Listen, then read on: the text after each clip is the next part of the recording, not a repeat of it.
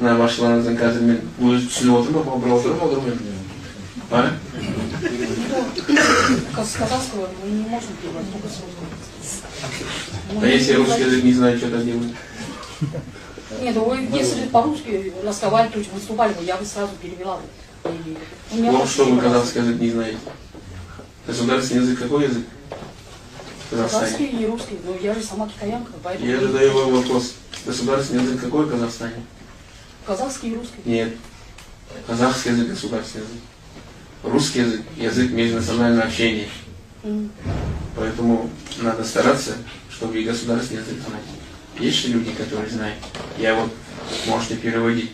Я вчера, позавчера, вместе с госсекретарем мы были в Назарбаеве интеллектуальной школе.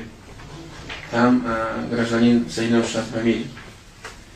5 лет работает в школе. Он прекрасно говорит на казахском языке. Я ему задал вопрос, а как вы быстро? Я, говорит, живу в Казахстане, говорит.